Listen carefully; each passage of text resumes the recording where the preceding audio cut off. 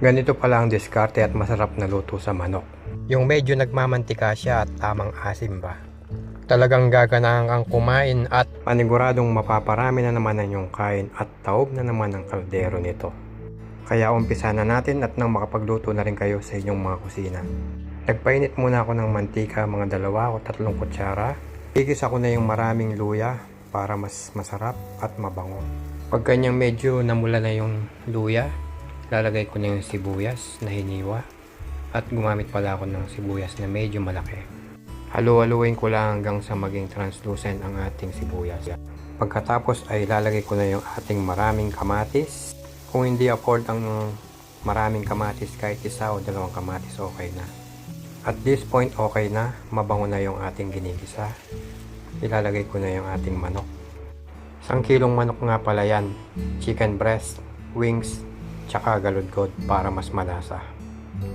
Naglagay na rin ako ng patis na pampalasa at tsaka yung ating pamintang durog.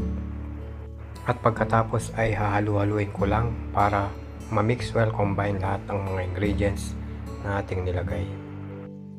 Maglalagay na ako ng medyo maraming tubig tapos ay palalambutin na natin siya. Mainit na tubig na ang ginamit ko para mabilis kumulo.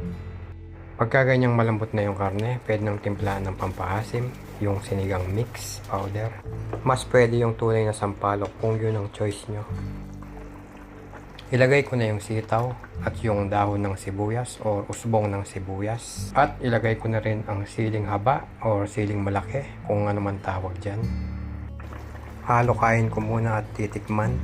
Pagkatapos ay i-adjust nyo na lang ayon sa inyong mga panlasa. Ayan, okay na yung lasa at paniguradong mapaparami na naman ang kain nito.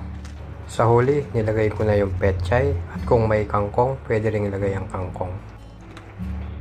Ayan, luto na ang ating sinigang or sinampaluhang manok at pwede na nating i-serve. Kakain na!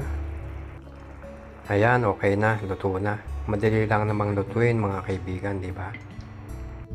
Kung nakarating ka sa part na to kaibigan, siguradong nagustuhan mo yung ating ulam for today. Kaya naman salamat sa iyo at kita-kita kits ulit sa susunod na pagluluto ng ating mga ulam.